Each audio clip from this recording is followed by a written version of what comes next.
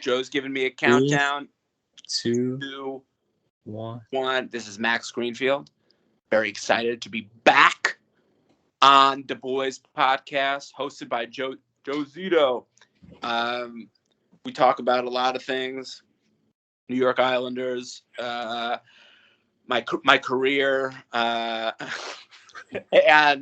my new book. I don't want to read this book, which Joe has given rave reviews to. You know, it's not every book that he puts next to his dad's bowling trophy, just this one.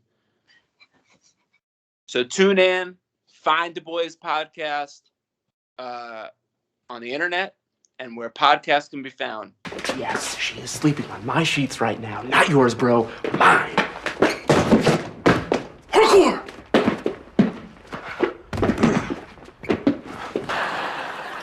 What is that for?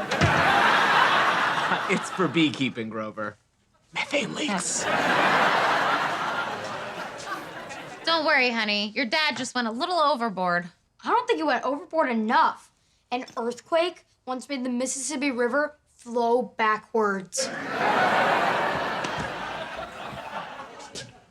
Dave, you've got to tone it down. I know you're freaked out. I am not freaked out. Hello, everyone, and welcome back to us with the Bois podcast. My guest today is making their second appearance on my show. He's an actor and author. Best known for being in Veronica Mars is Leo, Ugly Betty is Nick, New Girl is Schmidt, The Neighborhood is Dave, and many more. So welcome my good friend, my brother, Mr. Max Greenfield, also known by his alias Topher Grace. So welcome, Max.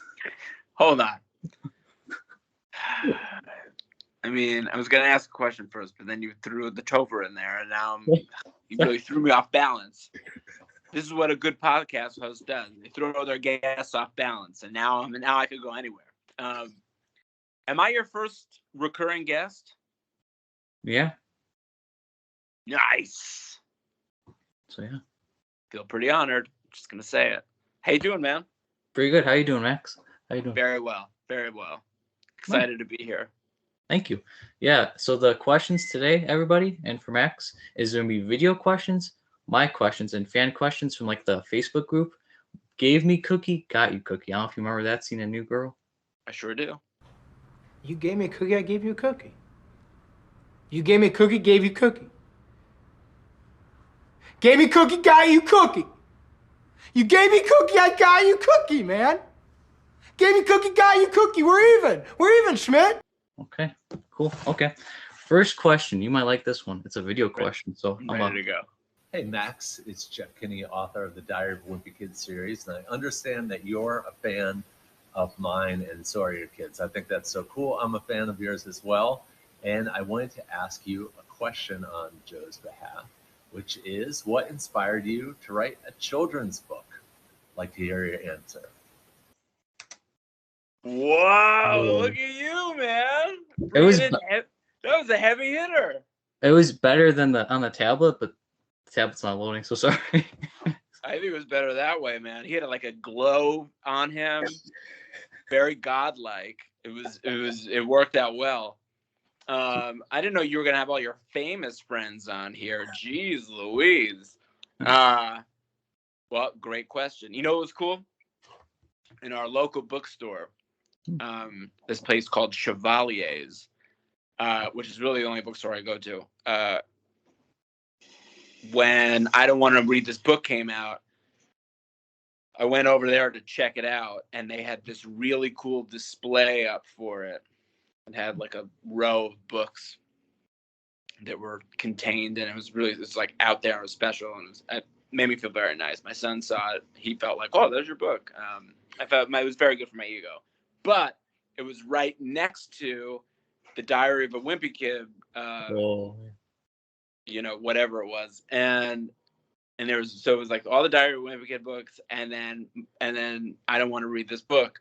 And it was very cool. Very cool moment. I thought it was a great question.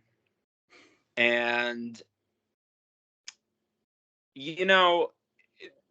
it's interesting because his books, I would say, are children's books too.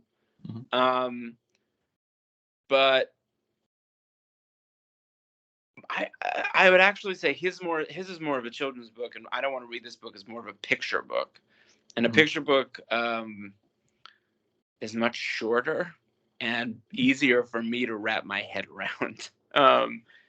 To write a proper chapter book feels to me a little. I don't think that's the type of writer I am. I don't think my brain works that way. I get lost somewhere in the middle, and I don't know where to go from there. But a picture book is, they're generally 40 pages, and structurally, I really understand that, and I think I'm, writing to my peer group in that sense.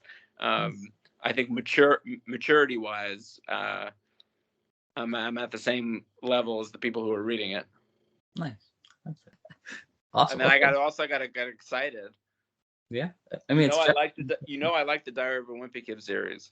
I got you. He actually said he copped the book, so if you want to, he has a copy of your book, by the way. Yes, look at you, just hooking people up. I got you, Max. What's the meaning behind the title of your book? I don't want to read this book. What's the meaning behind it? Did you read it? Yes. What'd you think? Really good and really funny. In my opinion, very funny. Thanks. Yeah, no, I wrote it because my kids don't like to read books. I would go into their room every night and I would try to encourage them to read a book, and we would look through all the books on their shelves, which there are many. And specifically, my daughter got to a place where I'd be like, "What about this one?" She'd go, "No, I don't want to." "What about this one?" "No, not that one." And we will go through the entire shelf, and I'm like, "Well, are there no books you want to read?" And by the way, it's now a half hour later, and you got to go to bed. And so I wanted to write a book called I Don't Want to Read This Book, about all the reasons why you don't want to read a book, in the hopes that maybe a child like my daughter, who's very much like me, would want to read that book as sort of a change of pace. And what's been really cool is all these schools have taken on the book, and it's a really fun way to introduce reading to kids, mainly in first, second, kindergarten grade. Wow, it's pretty cool. I like the title though. It's funny, kind of like a catchy ring to it, if that makes sense. Oh yeah. So yeah, that was the hope. But yeah, it's been really. I've been so excited by the end product, because I didn't, obviously I didn't get to illustrate the book. We brought on a professional illustrator to draw the pictures, Mike Lowry. So it was a really wonderful process of writing a book and then teaming up with Mike, and Mike coming in and bringing it to life. And all of a sudden, you have this physical book, which looks so much better than you could ever imagine. And I've been so thrilled how it's been received and how people are utilizing it. And it's been awesome. I'm so thankful that you're promoting it out there. Yeah. And you have it above your head. I liked it. Like a trophy. What is it, next to your soccer trophies? Those are actually my dad's. Those are my dad's. Are those bowling trophies? That's my dad's trophies. My dad. Are they bowling? Bowling, I think, baseball, and some wrestling trophies. Was your dad a wrestler? Yeah. That's cool. I wrestled a little bit in high school. I wasn't very good, but great sport. Yeah, because my dad's a big athlete, in my opinion. He's buff too. I'm not as buff as him, but he's very buff. So. So yeah, you got it. Oh. Does your dad still go in the garage and lift some weights and stuff? Yeah. Yeah. Yeah. Cool. Him. Do you ever get out there with him and just throw some weights around, maybe spot him? Yeah, once in a while, yeah. Oh, that's the life. I can't wait. My son's only 6. He's not lifting weights yet, but we'll get out there one day. And get some swole. Yeah. Just get pumped. Sorry, Max. Okay. Well, before come back in the house, annoy my wife, his mom, and just be like this. Well, we were just out in the garage getting our pump on. Can you? Sorry, Max. Okay. Well, before asking my can you make us a protein shake? Okay. Well, next question. Okay, it will be now I know who's gonna come up next. Next will be Joe's like, former President Barack Obama has a question for you. He's a friend of mine. He did the podcast last month. What'd you do? You like, what? Next question is actually another video question. You might like this one. Oh my God. Now I'm nervous for real. Now it's better though. Okay. Because now All it's right, on. I'm ready. Now it's on the phone. Okay. Okay. Let me turn up the volume so you can hear it. Okay. Can you see it? How about? Oh, geez, the glare. What the heck, bro? Sorry. Okay. Okay. Can you see it now? Yes. Yeah. I'm assuming. Okay. Hi, Max. It's me, Yuri Lowenthal. I play your friendly neighborhood, this guy, in the video game of the same title, although I think Spider-Man is probably somewhere in the title, and this guy, and some other guys. I have a question for you about your book, I Don't Want to Read This Book. I have a 5-year-old who loves that book. In the book, you talk a lot about YouTube and cake. Now cake I don't have a problem with. YouTube, I'm not so sure. I guess my question is, do you have a problem with cake and YouTube? And if I, perchance, had a child who had a problem with both cake and YouTube, do you have any suggestions as to what I could do about it? Thanks, Max. That was cool, man. He does the voices for all those characters on video games. Yeah, like he's Ben 10, and you all feel heard Ben 10 before. Yeah, man. I gotta start playing video games. That was cool. It was interesting. It was an interesting question. Obviously, I like cake. I don't have a problem with cake. Very quick question for you, Joe. What's your favorite kind of cake?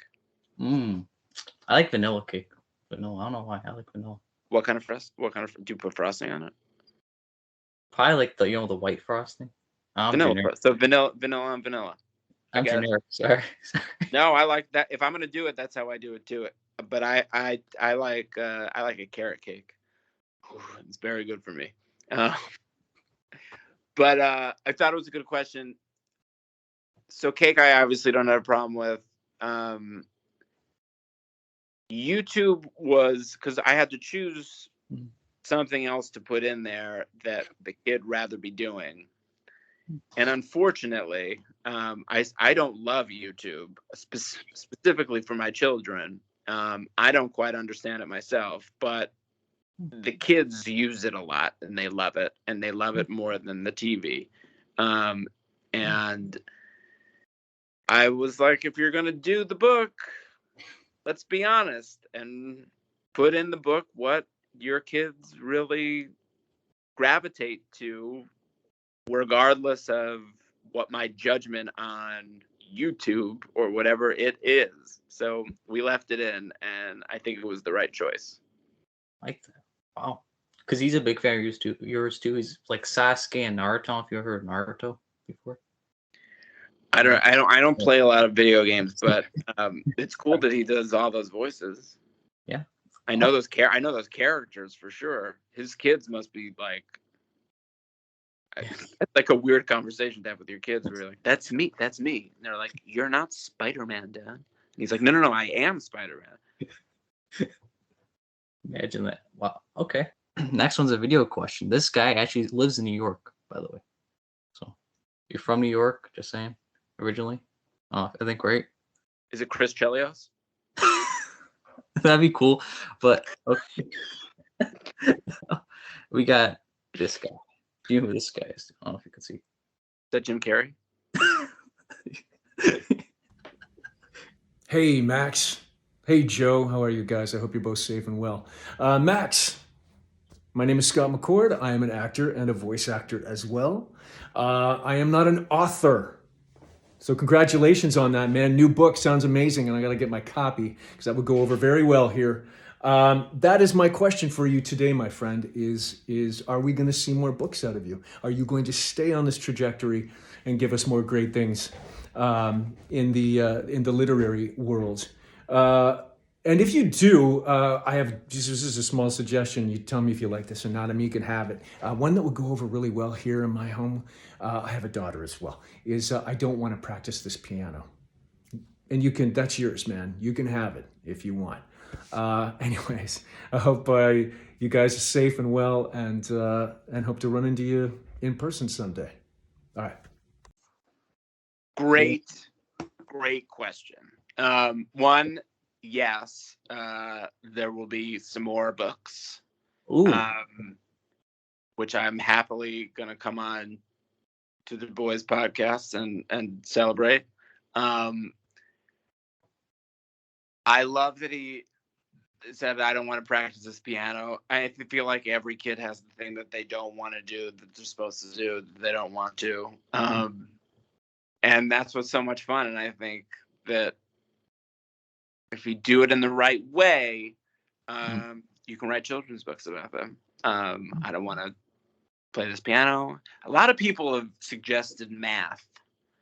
A lot of kids don't like math, but it's hard to write the book the way that these books are written. I've got to figure it out. It's the one that I haven't been able to crack yet. Oh, because they all start with, I don't want to read this book, or I don't want to do this, and I'm just trying to, maybe you and I will crack it, Joe. Like, I don't want to read this. I don't want to do this math problem. I don't know. Yeah. I don't like math. I don't know. Yeah. If you're curious who his voices are, he was in the shows Total Drama Island and Bakugan. I don't know if you ever heard of those before. Oh, cool. So yeah. Okay. Now, here's a question I have. How did it feel to finally work alongside your daughter, Lily, in an episode of The Neighborhood? And she did really very good, by the way. She was very talented. You're asking all the good questions, Joe. Well, because it's only my son who goes in the garage and, gets buff with me. My daughter was like, I want to go to work with you. But no, she's worked really hard. She's done plays before, and before the pandemic, when we were shooting all of our episodes in front of a live studio audience, and we would do that on Tuesday nights usually. And so I would be able to pick up Lily from school and bring her over to our stage, and she would be there for all of our tape nights. And so she really felt like a part of the show to begin with, and had always sort of asked in a really polite and respectful way, like, if there was ever a role for me. And I was like, yeah, well, you can audition if there ever is, and then one came up, and I ran it by everybody. They all knew her, and got really excited by the idea. And then she auditioned for it, and she was really good. And then she came on set, and of course there were some things that you have to learn on your first day, which is like hitting marks and just like technical stuff. And I was trying to help her, and she was not having it. She was like, let the director tell me that, not you. And I was like, maybe, I guess you're right. I'm also your dad. Just please be nice to me in front of my coworkers. Respect me in front of my peers. But it was a lot of fun. She really was frighteningly good, and it was great to have her. But I want to sign my work. Okay, you know what? How about this? XOXO, you little brat. Now get out of here. Thank God I'm not her dad. Nice. Is she gonna come back for another episode, maybe? I mean, I would like it. Hopefully next season. I think if she does her homework, maybe. Tell her to do her homework, Joe, and then she can come back and do another episode. Okay. Next one. Now, okay. The fan question. Some of the fan questions. Remember from the Facebook group I told you about? Oh, yeah. Remember? Okay. Let's see what they got. Okay. Arwen Elizabeth. She asks, what is your favorite aspect about portraying the character of Schmidt, and what was the most difficult? The most difficult in season 1 was there was just like a lot of physicality. I was like running around, I really was spending a lot of time in the garage getting buff. And because I had to be, because there was like these scenes where I'm like rolling around and jumping off walls and doing all this stuff. And I was like, man, if I wasn't fit for this show, I would be in real trouble. So yeah, just keeping buff most of the time, and also I had to take my shirt off a bunch. It's not great. So physically, it was tough. And then we had sort of established that Schmidt would come in and do these big monologues, and like mostly setting up like what are we doing today, or what this episode is about, what the gang is going to get into, or Schmidt's got a big idea. And I knew, because of time-wise and the pace of the show and the pace of that character, that like I had to memorize those and make them fly out of my mouth. And I would get on a roll sometimes, then lose my words, and so it was a lot of like redoing takes and getting it back, because we were like getting sometimes the script the night before or the pages the night before. So memorizing those and doing them in the way that I really felt like that I wanted to do them was difficult, and I'm often hard on myself on how. So if it's not sounding right, or if it's not paced up in that way, I would get really frustrated. And I think everybody would be looking at me like, this guy's crazy. I'm like, let's just do it again one more time. But so that was challenging. Nice. And then what was the part I liked the most about it? Yeah. What was your favorite part? You'd laugh, just so much laughter.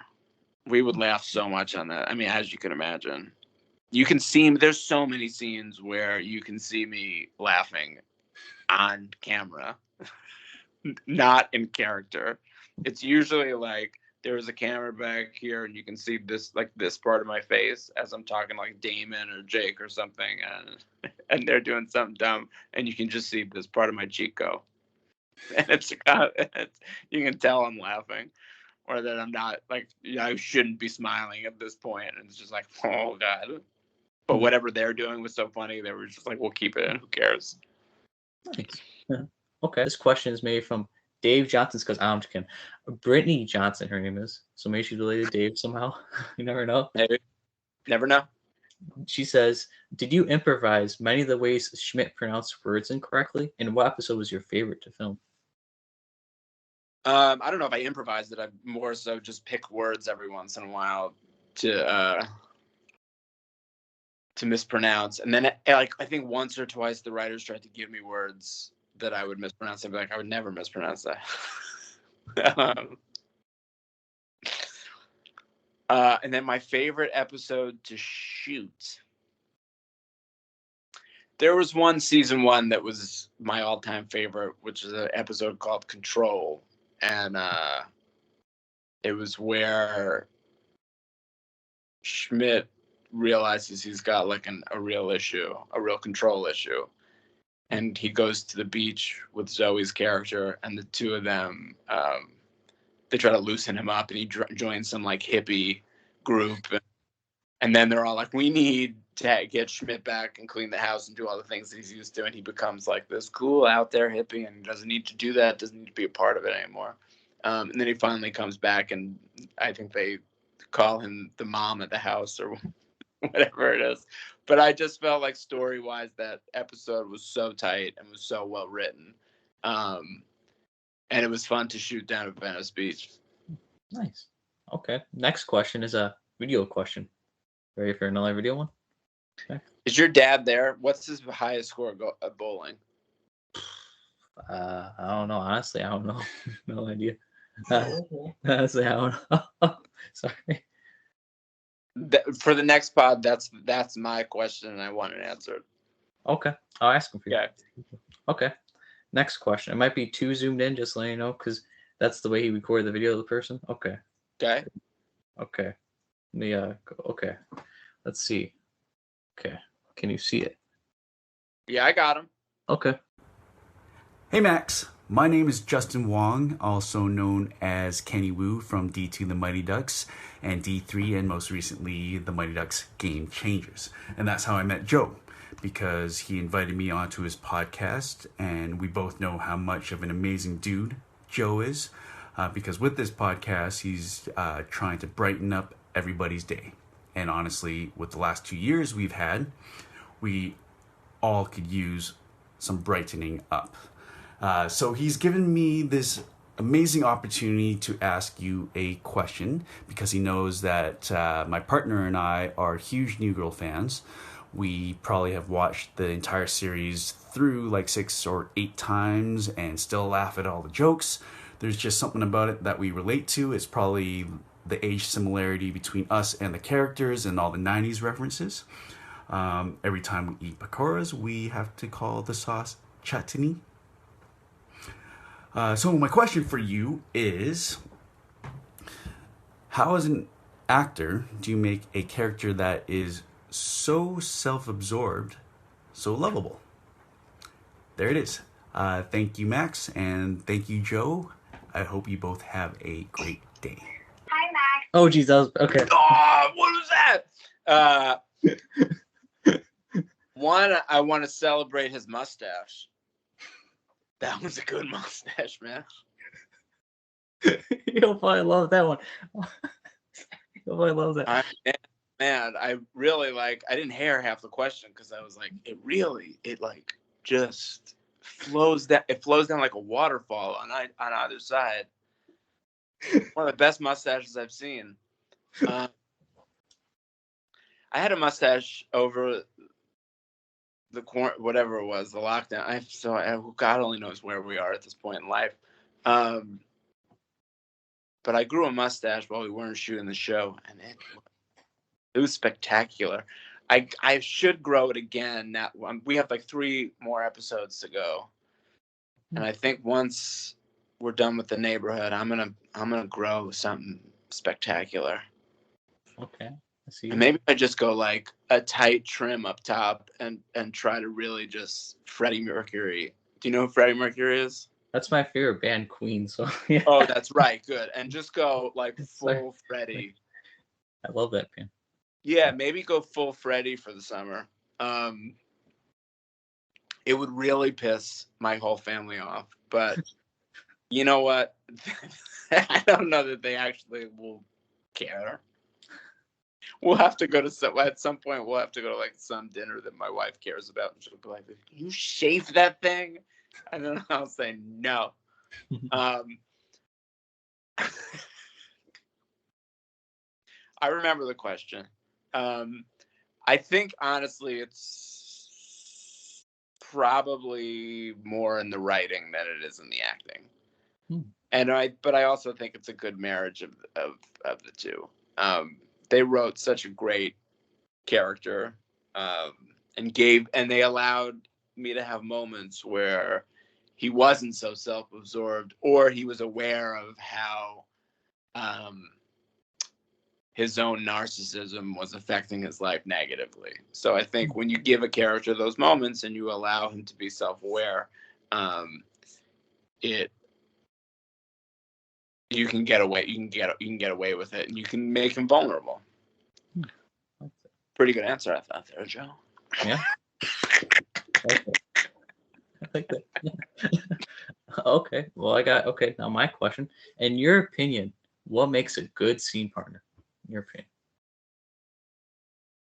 Well, Joe, it's about chemistry, and that's what we have, and that's why I'm back, man.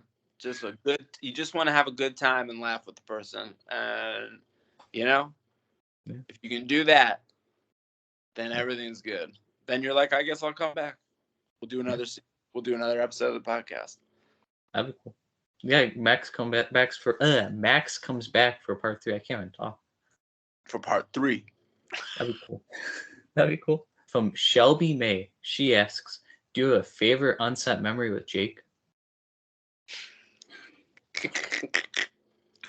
I mean, truly. Every day was dumber than the next with the two of us.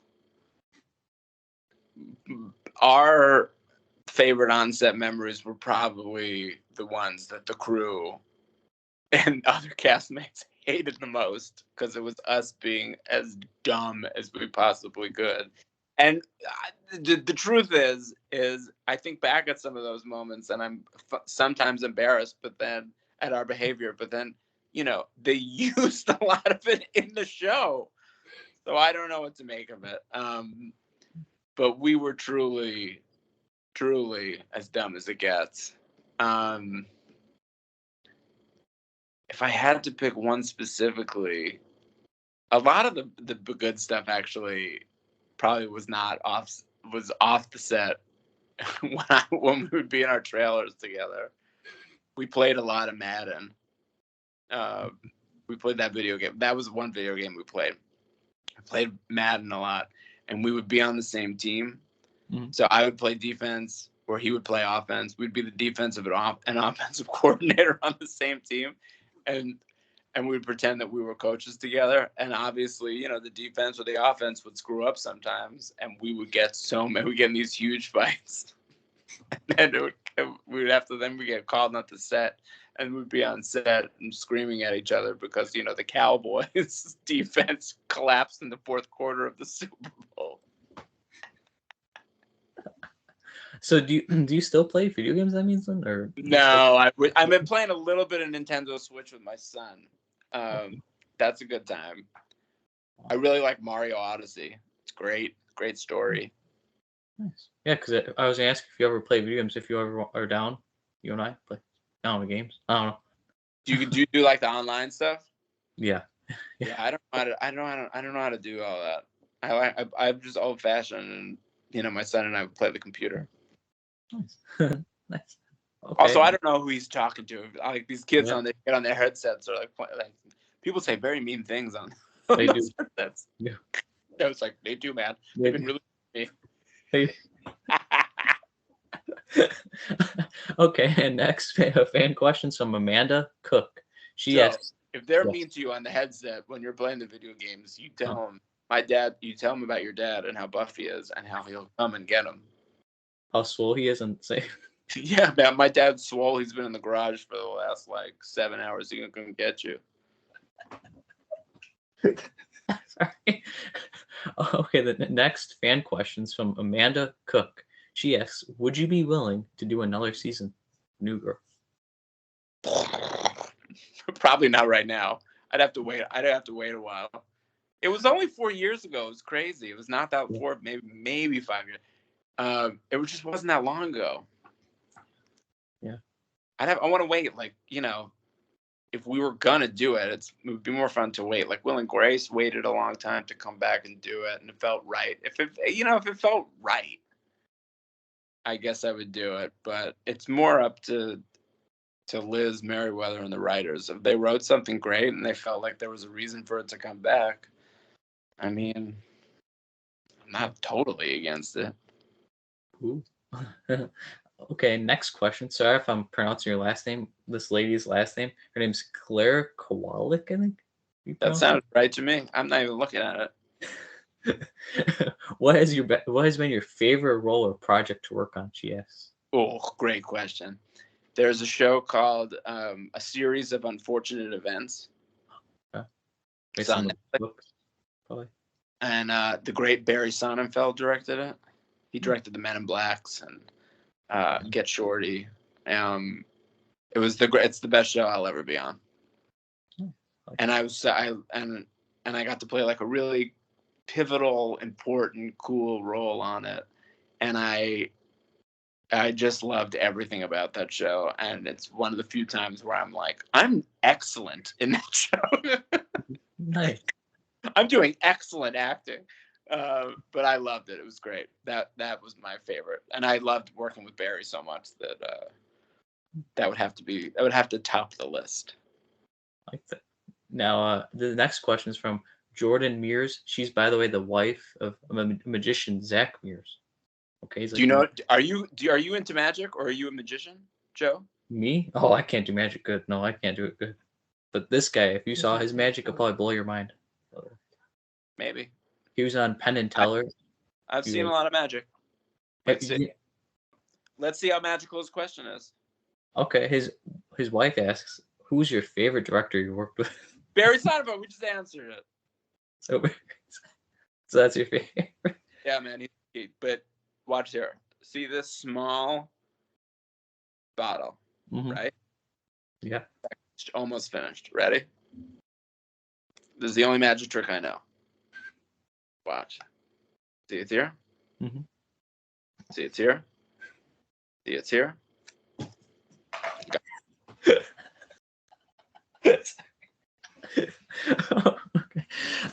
Next question's like, question Great transition. This is another bottle. The other one's gone forever. Topher took it? I'm kidding. Here we go. Sorry.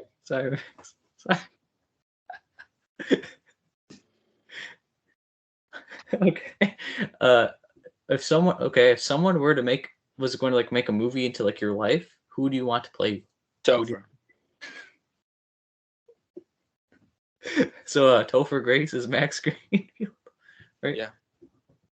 I'd have Topher play me for sure, but you know what? He'd probably pass. He'd be like, I don't want to play him. Ugh. So he'd be like, nah, right? He'd be like, no. I don't want to play him. You know who you not challenging. I'm not challenging enough of a role for him. You know who you resemble to me, Max? You know who you look like a little bit? Who would you have play me? Tom Cruise.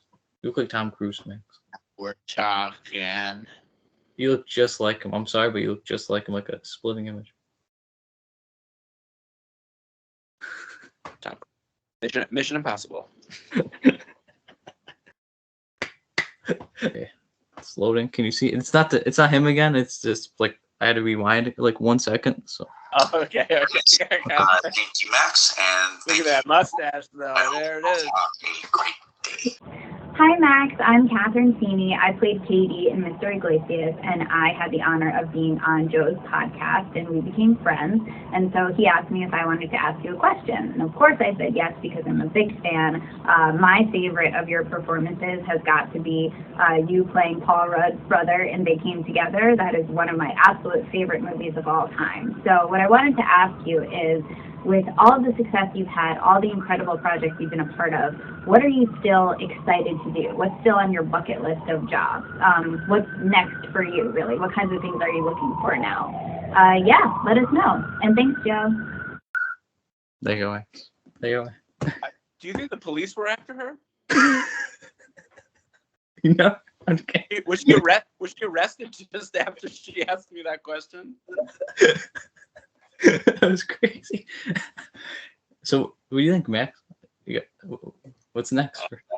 Next for me, man? I don't think about what's next, Joe. I'm right here on the Bois podcast. You know what might be next? Another episode of the Bois podcast. Yeah, I mean, that's sort of what's fun about what any of us do, which is, or at least how I approach it, is I don't know what's next, and I like to see what comes in, or what I might or collectively might create with somebody else, and then it all becomes a discovery, and that to me is much more exciting. I like that. I wish I knew what was next, but really I don't want to know.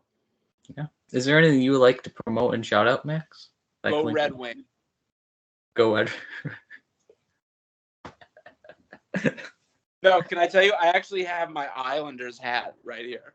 Oh, from part 1. Nice. Defense, baby. Because we're about defense, Joe. Yeah. Offense is too showy for us. Grip it down. Try to score on us. Let's go. Nice. Now, you want me to also link down the link to your book so people could buy it for you, or I could do that? You want me? www.newyorkislanders.com. Okay, sounds good. And do you have any questions, Max, or do you have any closing questions?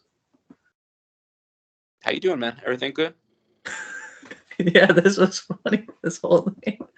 Yeah, man. I missed you. This is good to see you again. This was fun. I'm excited to come back. Yeah, thank you. We gotta do a book tour. Are you gonna do a book tour, maybe, or? Well, the COVID really put the kibosh on that kind of thing. But maybe for the next one, and then hopefully, I think at some point I did a really fun movie over the last summer, which I think will come out at some point in the next. And maybe in a few months or so, and then I can come back and maybe you can watch it and you can review it and we'll talk about it and you can pick apart my performance and tell me where you believe me and you didn't believe me. Well, I thank you all so much for watching. Thank you, and Max, for being an awesome and amazing guest. Thank you.